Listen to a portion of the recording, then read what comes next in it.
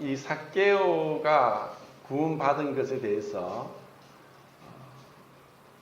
성경에서 말씀하는, 그리고 우리의 구원과 연관시켜서 하나님께서 우리에게 어떻게 은혜를 베푸셨는가를 살펴보고, 또 이 삭개오는 그 앞에서 이제 예수님께서 부자가 천국에 들어가는 것은 낙타가 바늘 구멍으로 들어가는 것보다 더 어렵다라고 하신 말씀에 비추어 볼 때, 삭개오, 원래 언어로 하면 자케오스라고 하는데, 자케오스, 청렴한 사람, 의로운 사람이란 뜻이에요. 그런데 그 삭개오가 부자였는데도 어떻게 구원을 받게 되었는가? 그리고 그의 직업이 세리장, 세무서장쯤 되는데, 세리장으로서 그 당시 유대인들에게는 그 세리는 그 죄인으로 취급받았습니다. 세리와 죄인은 동급이었습니다. 그래서 예수님을 향해서 세리와 죄인의 친구라고 했었는데, 그런 삭개오에게 어떻게 해서 이러한 구원이 임하였는가를 살펴보는 것은 우리에게도 참 필요합니다. 그래서 나는 부자가 아닌데요 이렇게 생각할지 모르지만, 이 부자라는 것이 어떤 돈의 액수가 얼마만큼 된다는 것으로 결정할 것이 아니라 돈에 대한 욕심, 탐욕이라고 생각합니다. 그런데 그 돈에 대한 탐욕은 우리 인간이 육신을 입고 있는 이상 아무도 그것이 없다고 말하기는 참 어렵습니다. 그 돈에 대한 탐욕, 결국 하나님보다 더 우선시 되는 것은 우상입니다. 그것이 돈이 구약 성경에서도 황금으로 송아지를 만들어서 이스라엘 백성이 출애굽하고 나서 송아지를 만들었다고 하는데, 왜 송아지를 만들었냐? 그 당시에는 이 소는 부의 하나의 어떤 기준이었습니다.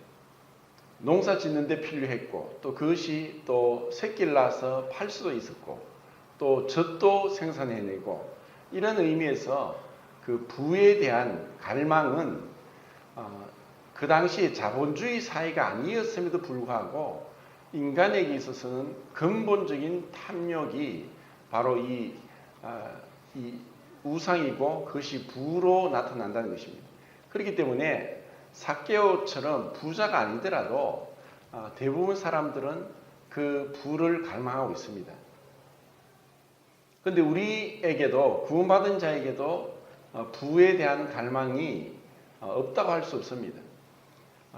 그래서 오늘 이 삭개오를 통해서 하나님께서 어떻게 은혜를 베푸셨는가를 한번 생각해 보겠습니다.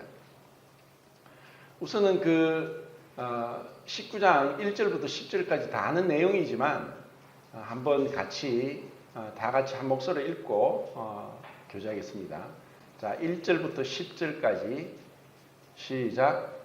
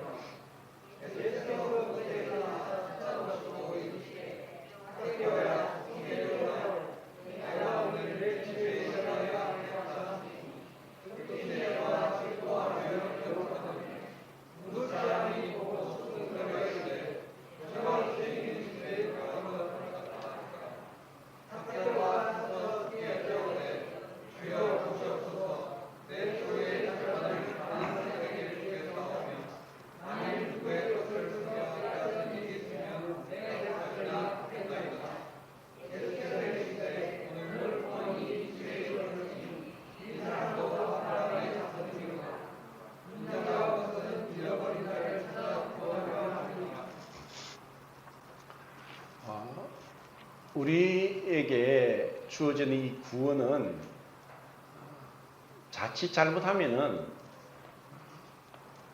우리의 어떤 행위, 선한 행위나 열심으로 이 구원이 잘못 오해될 수가 있는데, 이 삭개오가 구원받은 것에 대해서도 이 자칫 잘못하면은 도덕적이고 윤리적인, 지극히 종교적인 그러한 설교로 우리가 오해할 수가 있습니다. 삭개오가 놀라운 어떤 제안을 하죠. 내 소유의 절반을 주겠습니다. 자기 소유의 절반이라는 것이, 우리가 흔히 뭐 그런 얘기를 합니다. 뭐 11조 헌금을 하는데 100만 원 버는 사람이 10만 원 내는 게 더 어렵겠습니까? 1000만 원 버는 사람이 100만 원 내는 게 더 어렵겠습니까? 1억 버는 사람이 1000만 원 내는 게 더 어렵겠습니까? 액수가 많아지면 많아질수록 이것은 사람들에게 이 돈에 대한 집착은 더욱더 강해집니다. 그래서 재산이 얼마 안 되는 사람이 절반을 낸다는 것은 별로 대단하지 않지만, 뭐 오늘날 만약에 이 삭개오가 한 100억의 정도 재산이 있는데 내가 50억을 내가 가난한 사람에게 주겠습니다고 하는 것은 어마어마한 파격적인 그러한 제안입니다. 근데 삭개오는 그렇게 했습니다. 그리고 또 만약에 자기가 남의 것을 도둑질한 것이 있다, 부정한 것으로 빼앗은 것이 있으면 4배나 갚겠다고 했습니다. 율법에 보면은 그 당시에 이제 바리새인들이 가르치기를 어떤 구제는 소득의 20%를 하라고 또 자기들이 임의로 정한 게 있었습니다. 그런데 삭개오가 그것을 모를 리가 없었을 것입니다. 그런데도 그는 50%를 내겠다 했고, 또 남의 것을 도둑질하고 토색한 것이 있다면 4배나 갚겠다. 출애굽기 22장에 보면은 소를 도둑질하면은 얼마를 보상해야 됩니까? 5배, 5마리. 양을 도둑질하면은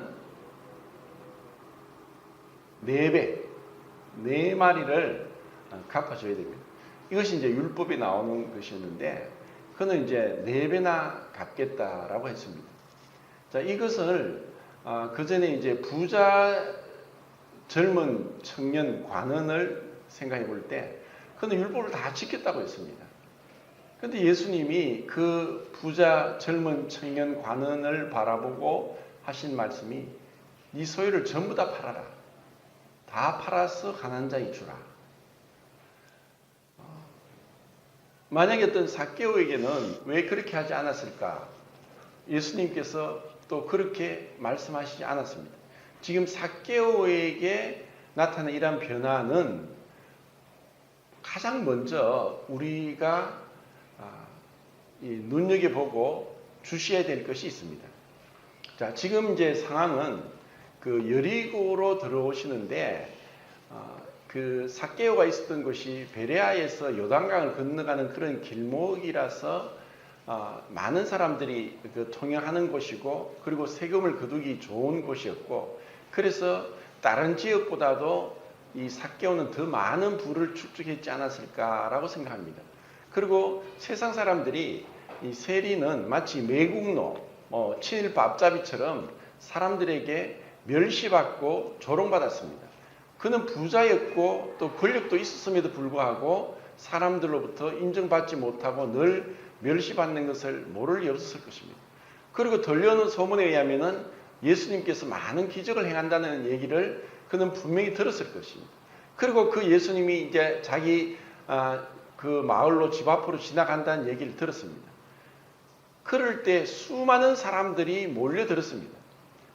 얼마나 몰려들을지 모르지만 너무 많이 몰려드니까 그 삭개오도 그 예수님을 보고 싶었습니다. 이미 그때부터 삭개오에게 어떤 마음의 동요, 움직임이 일어났다고 볼 수가 있습니다. 그렇지 않았다면은 삭개오가 그렇게 돌무화과 나무에 올라갈 일이 없었을 겁니다. 그에게는 어떤 갈등이 있었습니다. 뭔가의 갈망, 어떤 천국에 대한 소망, 아니면은 이 사람들로부터 멸시받고 조롱받는 것에 대해서 환멸을 느낀다든지, 또 뭔가 알고 싶어하는 그러한 내적인 갈등이 있었습니다. 이것은 그 여호수아서에 보면은 기생 라합이 그 이스라엘 하나님을 믿게 된 것은 그 이스라엘 백성이 애굽을 나올 때가 언제였냐면은 40년 전입니다. 40년 전에 그 강대한 나라 애굽의 군대를 무너뜨리고 출애굽을 했다는 소식을 들었고 세월이 많이 지났습니다. 그 먼 지역에 있던 그곳에서의 일을 라합은 듣고 이렇게 애굽을 군대를 무너뜨리고 탈출할 수 있다면 그 이스라엘의 하나님이 참 하나님이다 하고 그는 마음에 이미 믿음이 생겼던 것입니다. 그런데 수많은 사람들이 그것을 들었지만 그것을 잊어버립니다. 지금 삭개오 앞에 수많은 군중들이 몰려 있습니다. 근데 그들이 예수님을 보고자 해서 몰려들었지만 단순한 호기심으로 모여왔다고 생각할 수 있습니다. 그러면 그들이 다 예수님을 더 가까이서 때로는 만져볼 수도 있고 목소리를 바로 앞에서 들을 수도 있고 했던 그 군중들에게도 구원이 임했을까 우리는 질문할 때 반드시 그렇지 않다라고 대답할 수 있습니다. 어떤 그 육신적으로 어떤 외형적으로 가까이 예수님 앞에 있다고 해서 그들이 다 구원받는 건 아닙니다. 요한복음 6장 44절에 보면은 예수님께서 6장에서 이제 오병이의 기적을 행하시고 그 생명의 떡에 대해서 나는 생명의 떡이다라고 말씀하실 때에 내 살과 피를 먹으면은 영생하리라 이런 말씀하십니다. 그때 6장 44절에 많은 제자들이 그러한 예수님 말씀을 듣고 다 물러갔더라라고 했습니다. 많은 사람들이 예수님을 따라다니고 기적을 행하고 그 말씀을 듣고 은혜로운 말씀 앞에 즐거워했지만 그 많은 사람들이 또 예수님을 떠나갔습니다. 그렇게 예수님을 떠나간 처음에는 믿는다고 했지만 결국은 떠나갔습니다. 그리고 지금 많은 군중들이 예수님 앞에 몰려있지만 그들이 다 구원받았다고 말할 수 없습니다. 그런데 삭개오에게 있어서 예수님을 만나고자 하는데 두 가지 장애요인이 있었습니다. 첫 번째는 사람들이 너무 많아서 예수님을 볼 수 없다는 것이었습니다.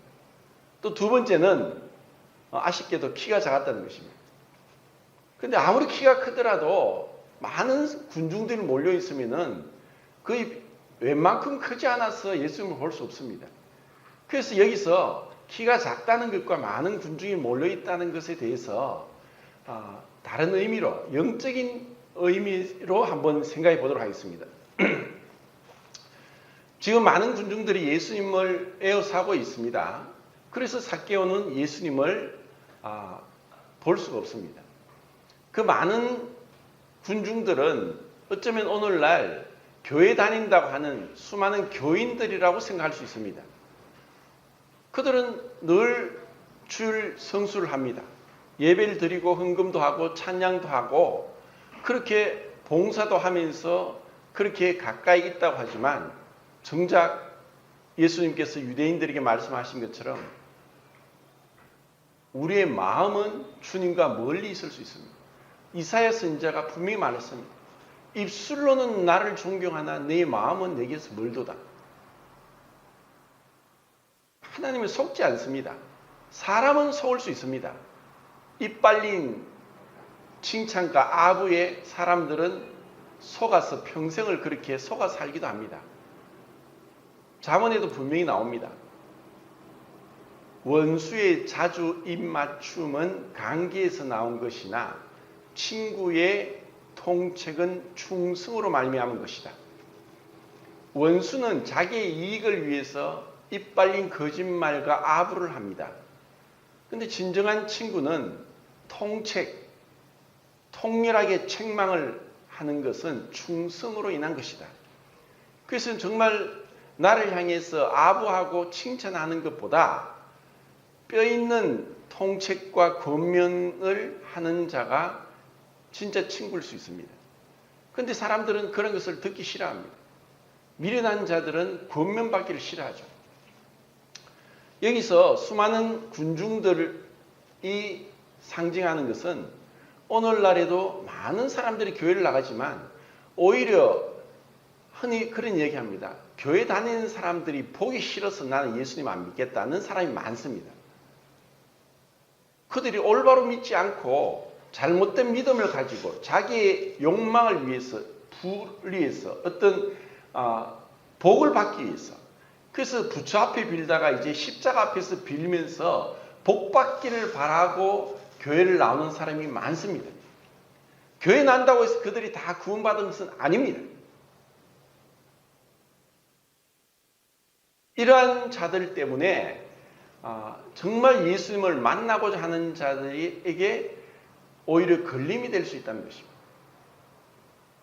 나의 믿음은 나의 그 삶의 행동으로, 감정으로 증거가 되고 다른 사람들에게 주님을 증거하는 것이 됩니다. 우린 그리스도의 대사입니다.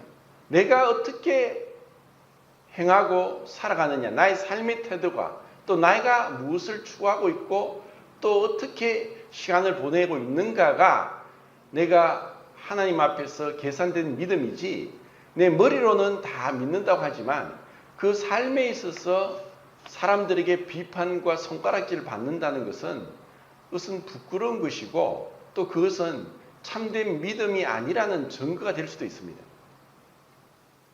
이렇게 수많은 군중들로 인해서 삭개오는 예수님을 볼 수 없으니까 그가 택한 길은 돌무화과 나무, 원래 이 온해에는 그 무화과 뽕나무라고 하는데 잎이 뽕나무 잎이고 열매는 무화과 잎이라서 돌무화과라고 하며 무화과처럼 그렇게 단 과일이 아니라 그냥 돌무화과로 별로 맛이 없는 그런 열매를 맺는 그런 나무인 것 같습니다.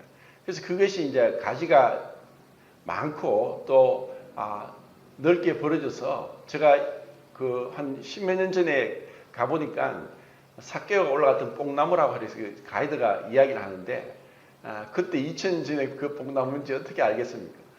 근데 하여튼 그 뽕나무에 올라갔습니다. 올라가서 예수님을 보았죠. 그에게는 단순히 그가 세리장이라는 그 직책, 그리고 사람들로부터 너무나 주목받고 있는 가운데서도 그렇게 그 나무에 올라가서 예수님을 보고자 했던 것은 단순한 호기심이 아니었다. 단순한 호기심이 아니라 정말 예수님을 보고자 했던 열망이 있었던 것을 그 뽕나무에 올라간 것을 알 수가 있습니다. 그리고 키가 작았다. 사실 키가 작은 것이 어떤 그 외형적으로 키가 작다는 것. 그래서 우리가 예수님을 믿는 데 걸림이 되는 것은 잘못된 믿음을 가지고 있는 교인들로 인해서 우리가 믿음을 갖지 못할 수도 있지만 내적으로는 그 이기적인 그런 교만과 세상의 욕심과 그리고 진리에 대한 무관심, 이러한 것들이 그 작은 키에 대한 상징을 나타내는 것입니다. 사실 우리 안에는 고집스러운 진리를 찾고자 하는 것보다 그냥 이 땅에 있는 내 육신을 즐겁게 하고 마음을 즐겁게 하는 것을 구하는 것이 많지, 빌라도가 예수님을 신문할 때도 진리가 무엇이냐? 라고 질문하고 그냥 돌아가 버립니다. 그냥 그가 진정으로 알고자 하지 않았습니다. 빌라도는 그냥 진리가 무엇이냐 하고 예수님에게 질문하고 그냥 나가버립니다. 정말 우리에게 있어서 이런 영적인 갈망, 내가 정말 선하고 올바른 것, 하나님, 그리고 진리, 그리고 깨끗하고 거룩한 것을 알고자 하는 그러한 열망이 나에게 얼마나 있는가 하는 것은 참 중요합니다. 그 수많은 사람들이 교회를 다니도 10년, 20년, 30년, 40년을 다녀도 그냥 종교 생활을 하면서 진정으로 내가 하나님을 만났는지 않았는지도 모르고 그렇게 다니는 사람이 있습니다. 우리가 교회 생활하는 것이 그냥 종교심을 만족시키기 위해서 내가 시간이 되니까 나가고 또 일이 있으면 못 나가고 그렇게 1년, 2년 다녀도 내 마음 가운데 영적인 갈망, 진짜 구원받고자 하고 지옥에 대한 두려움, 내 죄로 인해서 정말 슬퍼하는 이러한 것이 없이도 다닐 수 있다는 것입니다. 우리는 그러한 것들을 사실 용납하지 않습니다. 정말 저분이 구원받았는가? 그리고 간증하고 침례받았다 할지라도 삶 가운데 열매가 없다. 어떻게 보면은 삭개오가 지금 내 소유의 절반을 가난한 자에게 주고 내가 토성한 것이 있으면 4배를 갖겠다고 했던 그것은 어떻게 보면은 구원의 결과입니다. 그렇게 했기 때문에 오늘날 네가 구원이 임하였고 너도 아브라함의 자손이라고 한 것이 아니라 먼저는 예수님께서 삭개오를 부르셨다는 것입니다. 이것이 가장 중요한 것입니다.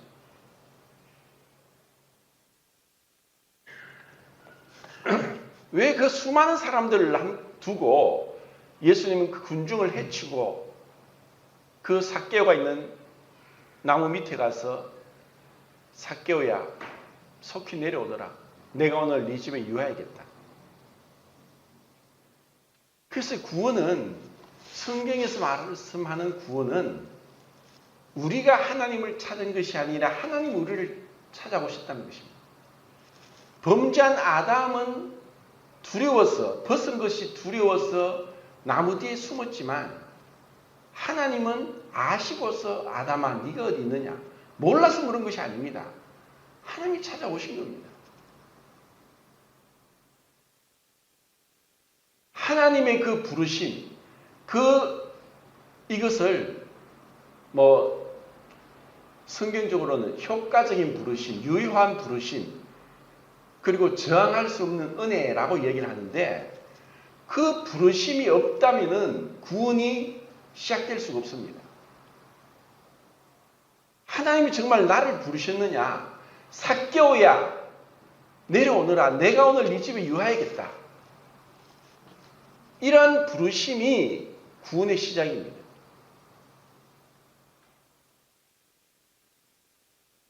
하나님이 나를 부르신 것을 어떻게 아느냐? 그럼 하나님이 언제 나를 부르셨느냐? 우리가 잘 아는 오늘 아침에도 제가 말씀으로 올린 로마서 8장 28절이 무엇입니까? 우리가 알거니와 하나님을 사랑하는 자, 곧 그의 뜻대로 부르심을 입은 자들에게는 모든 것이 합력하여 선을 이루느니라. 자, 하나님을 사랑한다고 했는데 이 사랑이란 것은 내리사랑입니다. 사랑을 받은 자가 사랑합니다. 하나님의 사랑을 받은 것에 대한 하나님의 사랑을 받았기 때문에 그것은 다르게 말하면은 그의 뜻대로 부르심을 받았다는 것입니다.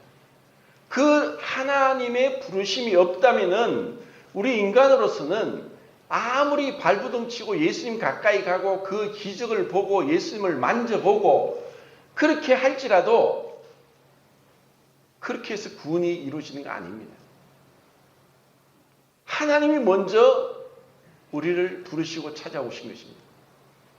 그래서 로마서 8장 29절에는 뭐라고 합니까? 하나님이 미리 아신 자들을 그 아들의 형상을 본받게 하기 위하여 미리 정하셨으니 이는 그로 많은 형제 중에서 맏아들이 되게 하려 하심이라.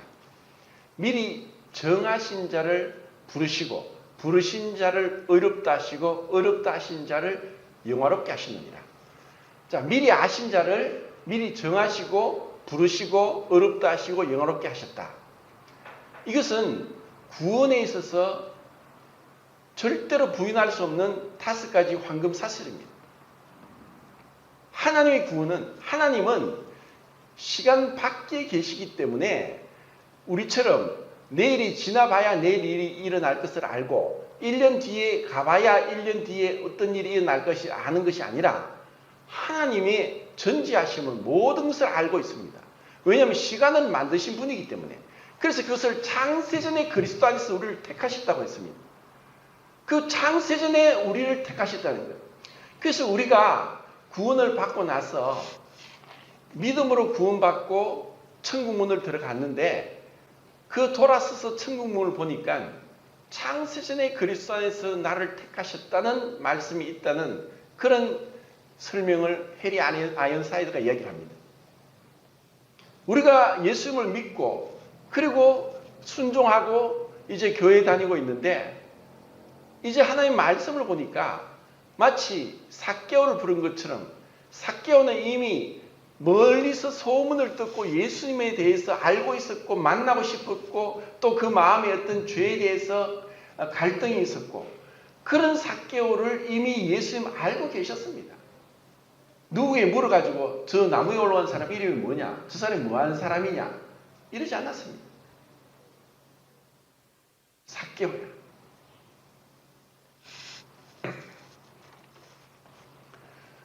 우리가 이런 말씀을 들으면서 그 하나님의 부르심을 우리는 정말 이 세상의 그 무엇과도 비교할 수 없는 가장 은혜롭고 복된 것으로 우리는 마음에 새겨야 됩니다. 그리고 여기서 미리 아셨다는 것은 내가 예수님을 믿을 것을 아셨다는 것입니까? 그렇게 생각하십니까? 내가 예수님을 믿을 걸 알고 나를 미리 예정하시고 부르셨습니까? 이렇게 얘기하는 사람을 예지예정론자라고 합니다. 어렵게 말하면 알미니안주의자들인데 성경에서는 전혀 그렇지 않습니다. 그분의 부르심에는 우리의 원함으로도 우리의 다른 박질로도 아니라 오직 그분의 뜻 가운데서 이것이 사랑이라는 것은 조건 없이 그분의 주권적인 선택으로 인해서 우리 모든 것을 알고 나라는 존재를 이미 태어나기 전부터 존재하신 하나님께서 알고 계셨습니다. 그것은 나의 모든 걸 알고 계신다는 것이고 나의 그 부족함, 나의 어떤 죄악됨, 나의 그 어리석음, 나의 고집스러움, 이 나의 그 헛된 그 모든 것들을 다 알고 계신다는 것입니다. 나의 죄악됨을 나보다 더 잘 아시는 분 하나님이십니다. 사실 나도 나의 자신의 이 죄악됨을 모릅니다. 왜냐? 우리의 죄는 어떤 상황이 돼야 드러납니다.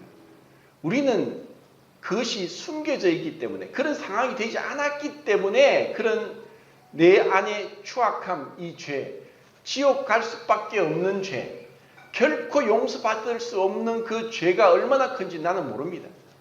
왜냐하면 우리는 흔히 사람들을 손가락질합니다. 지금 삭개오가 삭개오 집에 예수님 들어가니까 7절입니까? 사람들이 수근수근거리고 비난하고 욕합니다. 왜 그럴까요? 이러한 것이 사실 우리 마음에 이들에게도 있는 것처럼 우리에게도 있습니다. 먼저는 이 바리새인들은 늘 그들은 자기 의로 인한 그 비판의식을 가지고 있고 교만한 마음으로 다른 사람보다 자기가 낫다고 생각합니다. 우리의 속담에 지렁이도 밟으면 꿈틀거린다는 말은 아무리 우리가 볼 때 천하고 보잘것없는 사람이라도 자존심은 있고 그 자존심을 건드리면 폭발합니다. 이것이 우리에게 있는 이 내적인 이 죄의 추악성입니다. 이것이 있기 때문에 또 한편으로는 남이 잘 되는 것을 못 보는 이 시기심이 또 있습니다. 이것 때문에 예수님이 삭개오 집에 들어간 것에 대해서 수근수근거리고 비판합니다. 우리에게도 그런 마음이 있는 우리가 어떤 상황이 되지 않았기 때문에 그 죄를 범한 사람을 욕할 수 있지만 우리도 그 상황에 가면 얼마든지 그 사람보다 더 악한 죄를 범할 수 있는 죄를 우리는 가지고 있습니다.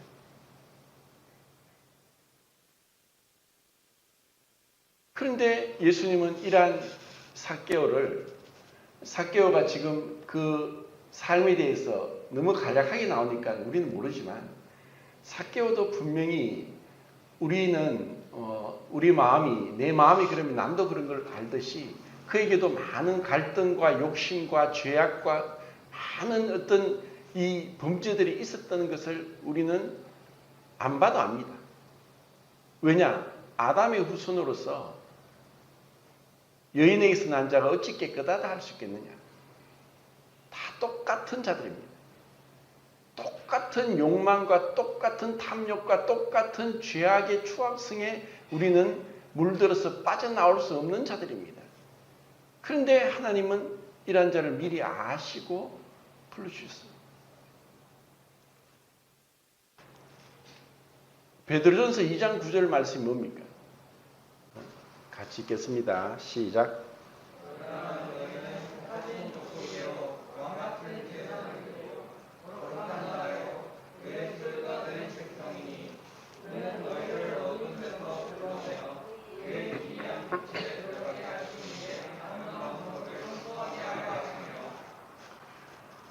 구원은 먼저 하나님이 우리를 찾아오신 것이고 그분이 우리를 부르신 것입니다.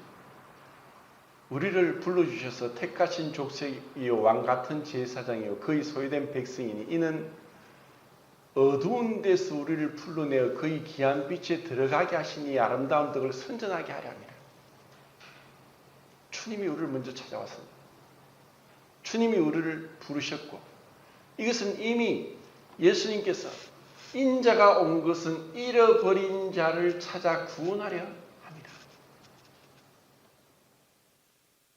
오래전에 젊은 청년들은 모르겠지만 대구 저 성서에서 그 깨구리 소년회가 아이들 초등학생이 5명이 깨구리 잡으러 갔는데 돌아오지 않았어요.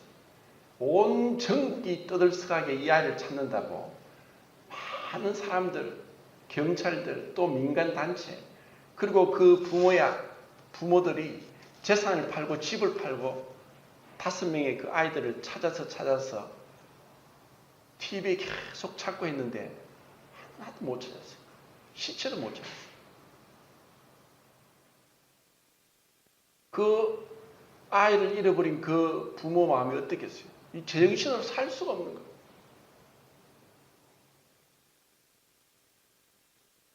다른 사람들은 그냥 뉴스에 이거 잃어버렸구나 안타깝다 아이고 어쩌나 이렇게 다 하지만 그 부모는 그 잃어버린 자식을 못 찾으면 자기 인생이 다 망쳐지는 거예요.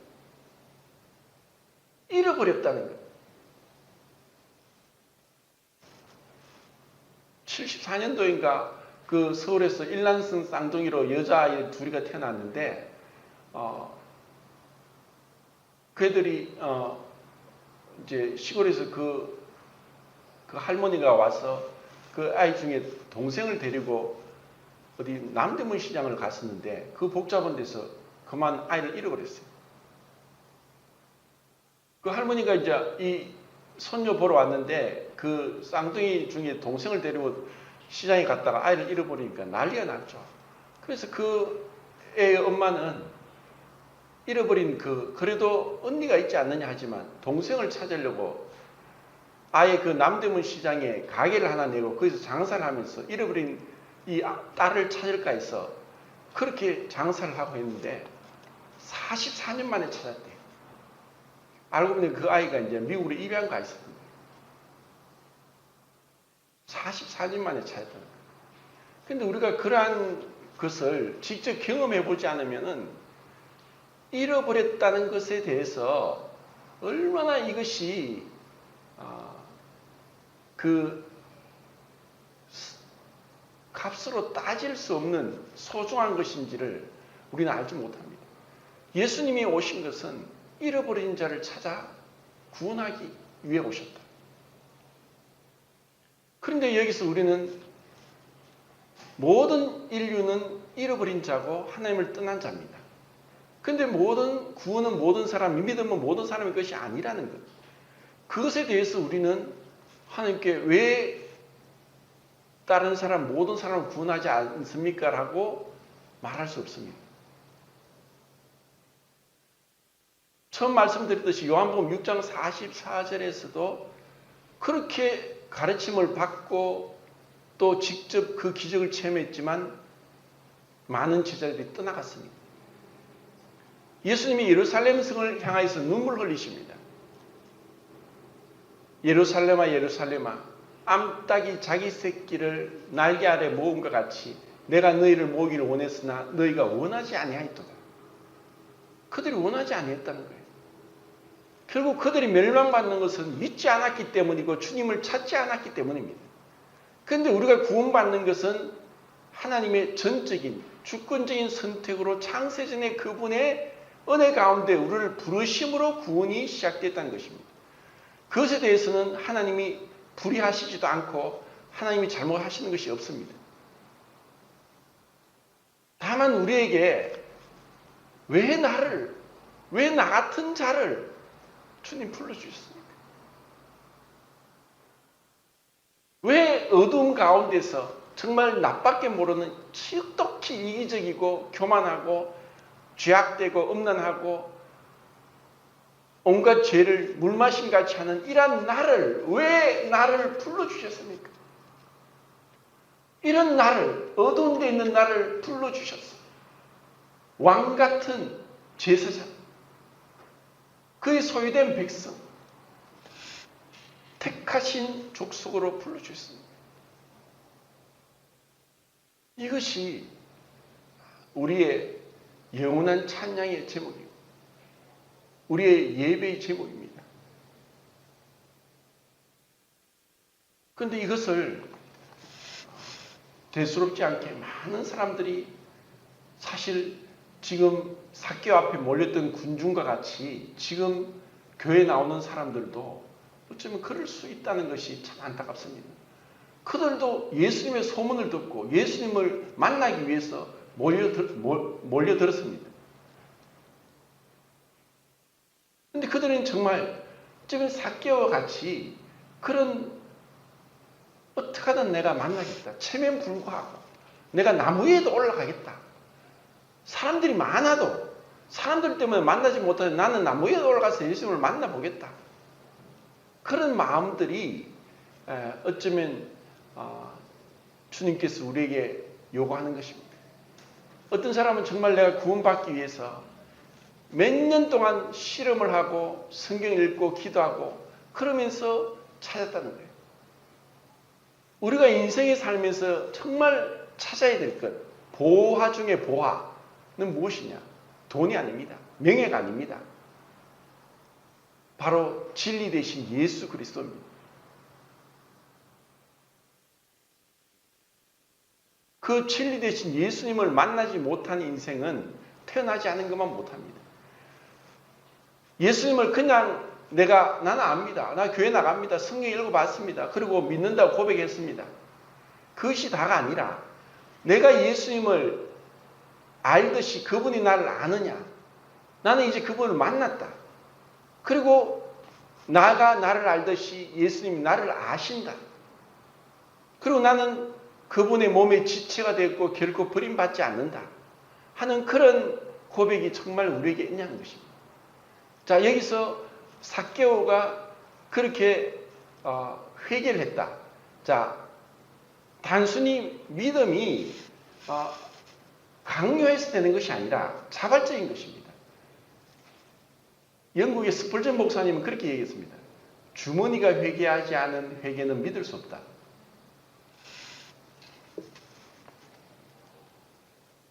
사실 우리 교회 나오면 어떤 사람이 그렇게 얘기합니다. 이 교회는 참 좋다. 헌금하라도 하지 않고 뭐 11조 봉투도 안 내도 되고. 하나님이 그걸 모르시겠습니까? 내가 물질에 대한 욕심, 인색함, 헌신이 없는 것을 주님이 모르시겠습니까? 이것을 강요해야 되겠습니까? 하나님이 강요된 것으로 기뻐하시겠습니까? 삭개오처럼 자발적으로. 왜? 이 삭개오에게 있어서 그렇게 소유의 절반을 하나님께 드리고 그리고 잘못한 것에 대해서 4배나 갚겠다고 하는 그것으로 구원받은 것이 아니라 그 예수님이 삭개오야 빨리 내려온다. 내가 네 집에 유하야겠다. 그 한마디 말씀으로 삭개오는 모든 게 변화되고 실질적으로 그 삶 가운데 회개가 일어났습니다.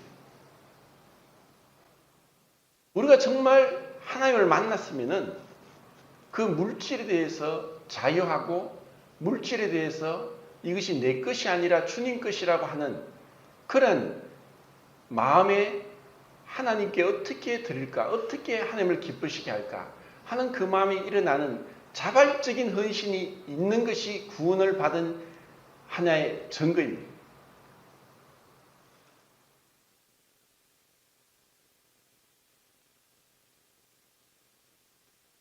여전히 이 물질이 내 것이다. 그리고 그것에 대한 욕심을 버리지 못하고 인색하고 섬길 줄 모르고 내어드리지 못하는 것은 정말 내가 구원 받았는가? 나에게 정말 주님의 그 부르심이 있었는가? 를 돌아봐야 됩니다. 이 부르심은 창세전에 이루어진 것입니다. 그리고 이 부르심은 우리를 그 아들의 형상을 본받게 하기 위한 부르심입니다.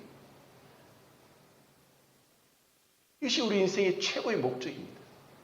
그 아들 예수 그리스도의 형상을 본받게 하기 위해서 부름을 받았고 그렇게 하나님이 정하셨습니다. 그리고 그를 어렵다 하시고 그를 영화롭게 하신 것입니다. 이미 우리는 칭의는 시작된 영화요 영화는 완성된 칭의다 라고 F.F. 브루스 형제님이 그렇게 얘기했는데 이 부르심을 받은 자는 이미 영원하게 되었다는 말씀으로 이 결정적으로 말씀하는 거예요. 그래서 우리는 영화를 누리게 될 것을 생각할 때 이 땅에 있는 물질이 하찮게 보이는 거예요.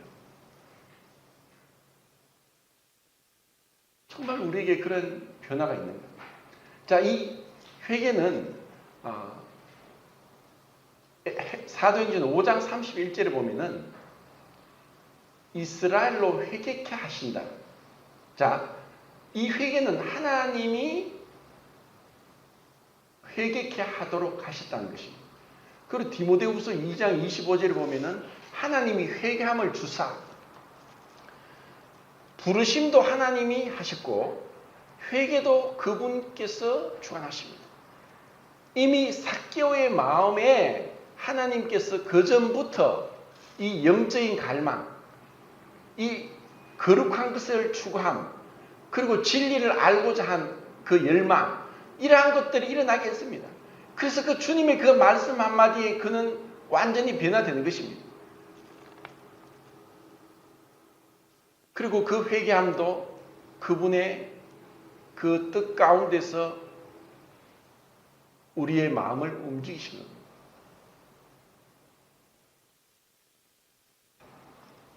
고린도후서 7장 10절 말씀이 하나님의 뜻대로 하는 근심은 후회할 것이 없는 구원에 이르게 하는 회개를 이루는 것이요 세상 근심은 사망을 이룬다라고 했습니다.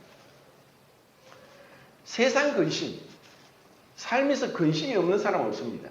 세상을 살면서 근심이 있습니다. 근심은 내 뜻대로 되지 않고 내가 바라는 것이 있고 또 나의 능력의 한계가 있고 또 환경이 뒷받침되지 않았고 내가 정말 하고 싶은 것이 있고 원하는 것이 있는데 그러한 것들이 가운데 근심 속에 살아가는 것이 인생입니다. 그 세상 근심, 세상 살면서 근심이 없을 수 있습니까? 그것은 결국 사망을 이룬다 했습니다. 왜냐? 그 근심이 이 땅에 속한 것이니까. 그런데 하나님의 뜻대로 하는 근심은 뭐냐? 고린도후서 7장 10절을 찾아보십시오. 나중에. 하나님 뜻대로 하는 근심은 후회할 것이 없는 구원에 이르게 하는 회개를 이룬다. 하나님이 그것을 원하십니다. 자, 이제 마지막으로 로마서 8장 그 28절부터 32절까지 읽고 마치도록 하겠습니다. 28절부터 32절까지 시작.